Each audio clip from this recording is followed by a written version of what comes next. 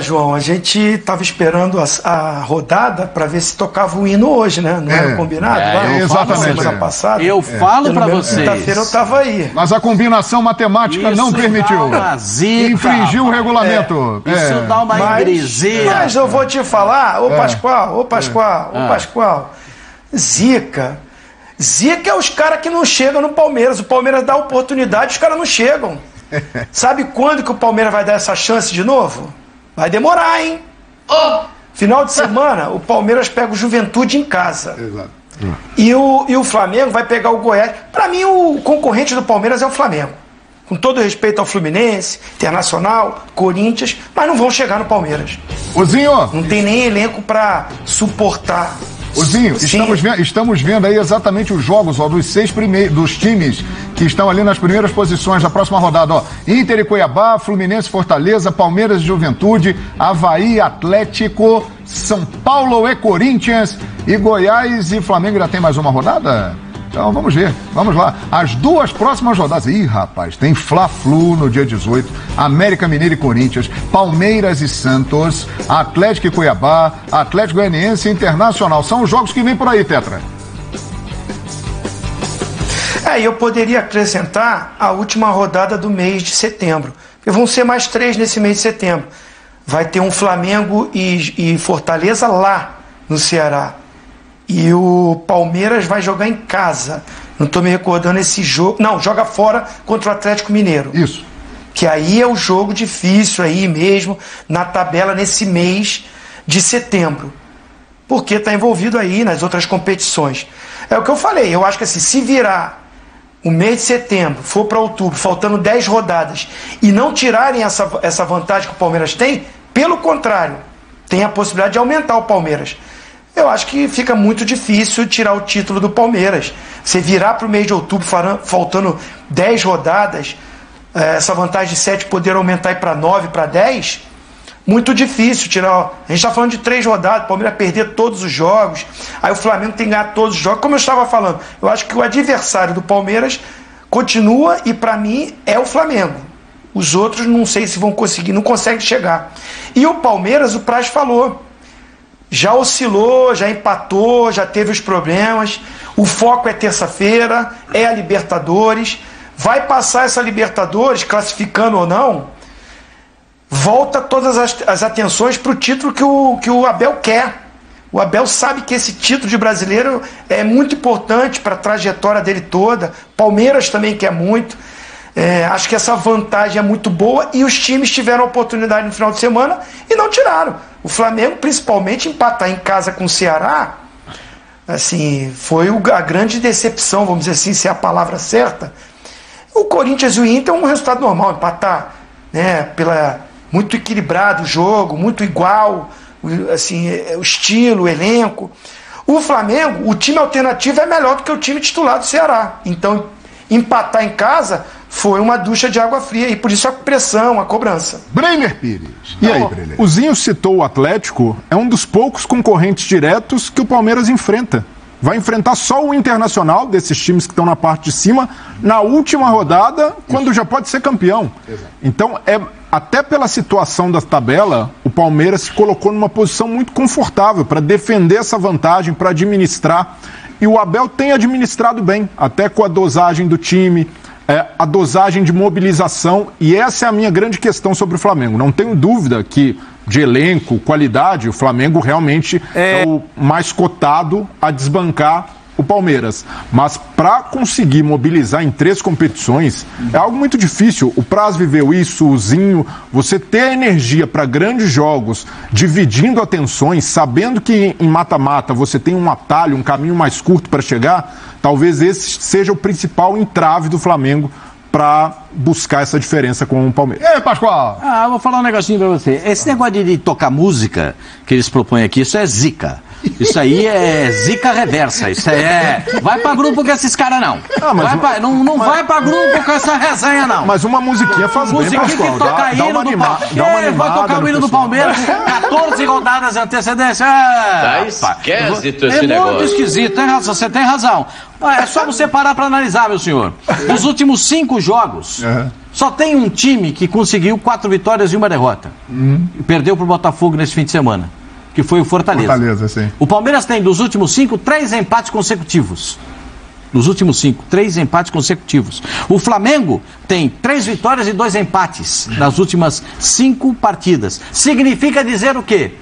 O segundo turno do Flamengo está sendo melhor que o segundo turno do Palmeiras. Mas desses 3 empates, alguns tiveram sabor de vitória para o Palmeiras.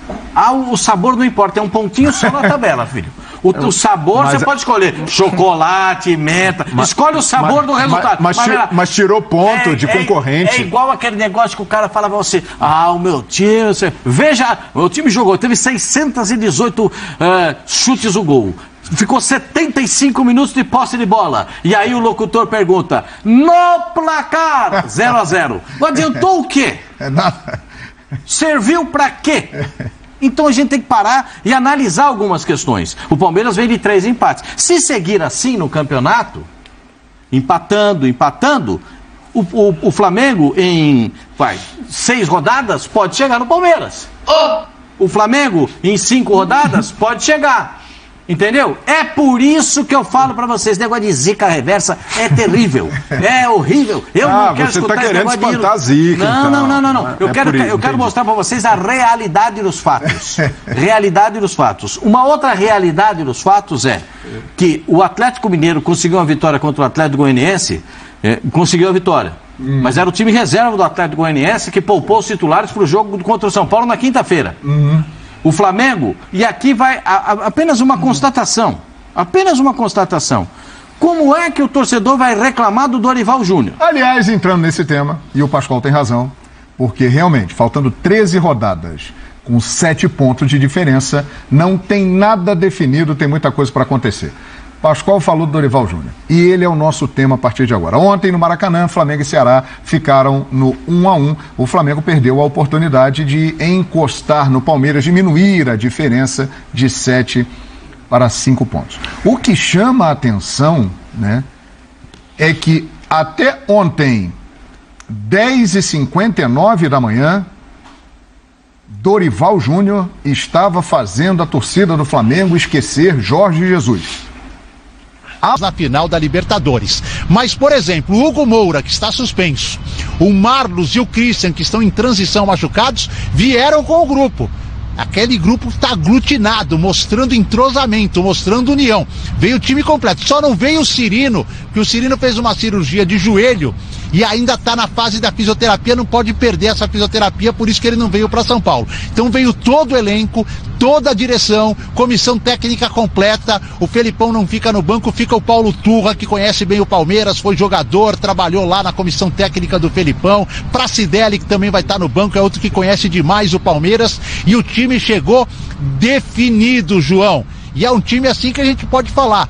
O torcedor já se acostumou com a saída do Terence e com a entrada do Alex Santana. O torcedor já sabe do Atlético qual o time titular, e é esse: Bento, São Bento no gol, Kelvin, Thiago Heleno, Pedro Henrique e Abner Vinícius, Eric, que é a novidade no meio de campo, mas foi titular até a chegada do Fernandinho, então assim, não é um jogador que não vinha jogando, que não conhece a equipe. Ao lado dele o próprio Fernandinho e o Alex Santana, e no ataque Canóbio, Vitor Roque e Vitinho. Você lembrou aí, João, daquela campanha de 2005? Naquela campanha, nas oitavas, nas quartas e na semifinal, contra Cerro, contra Santos e contra Chivas, o Atlético venceu em casa e depois conseguiu passar fora. E este ano, nas oitavas contra o Libertad, jogo que nós fizemos juntos, João, o time também conseguiu vencer em casa e passou. Ou seja, sempre que o Atlético, em mata-mata de Libertadores, venceu a primeira, ele não perdeu a classificação.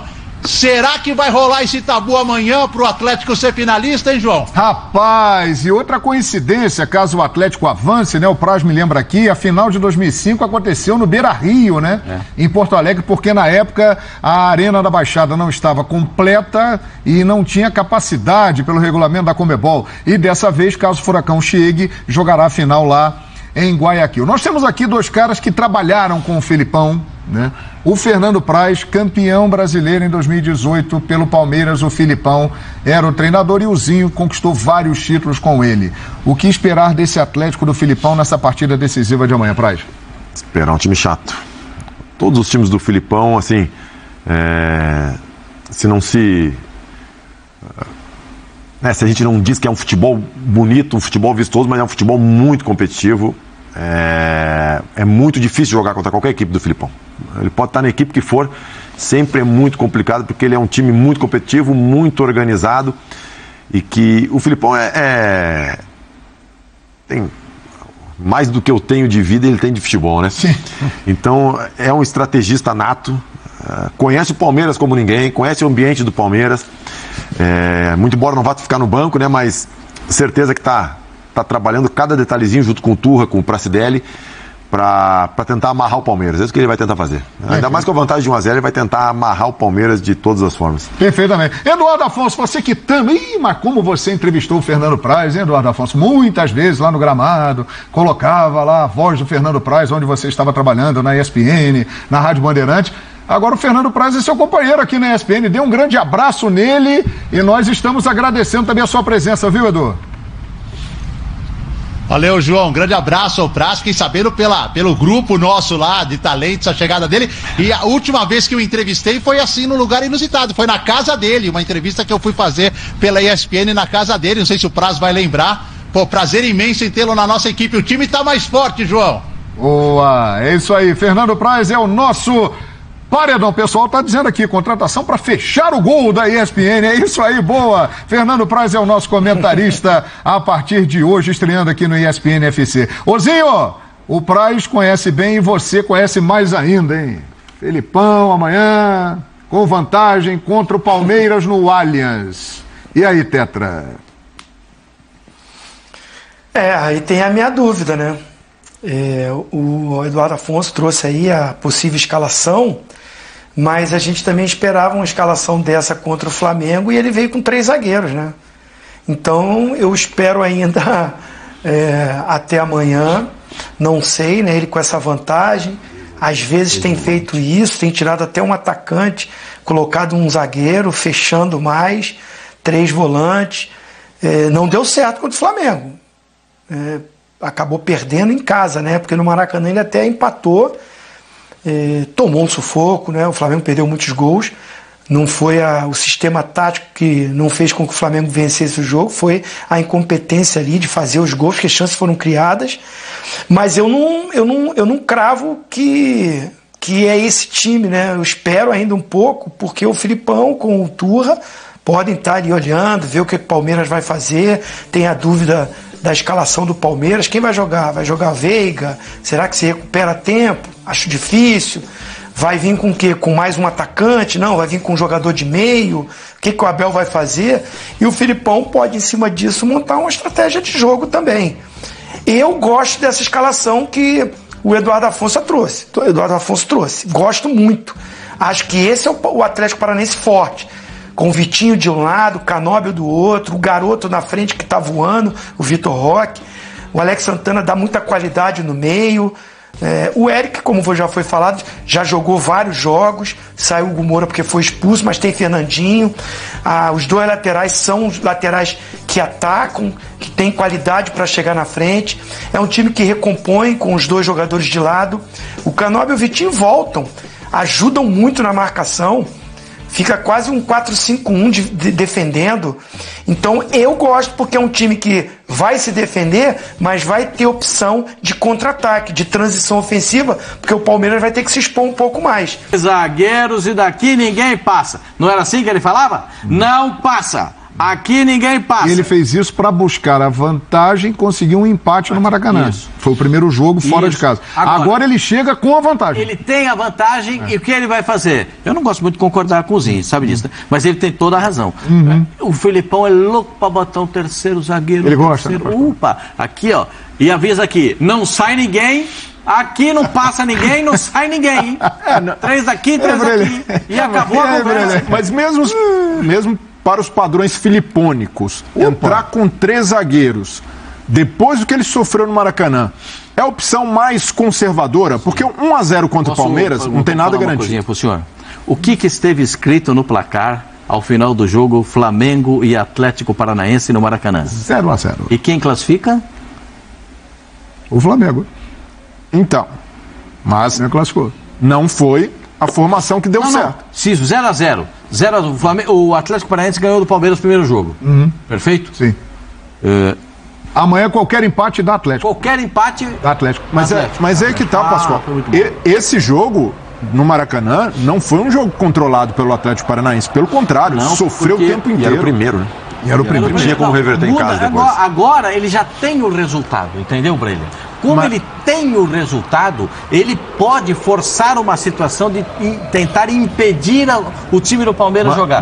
Mas para mim isso não é suficiente para jogar com esse Palmeiras. O Palmeiras do Abel consegue tirar de onde não tem um gol, ele acha na bola parada. Então se o Filipão só se retrancar... E o jogo do Flamengo, lá no Maracanã, tudo bem, o Bento jogou muito.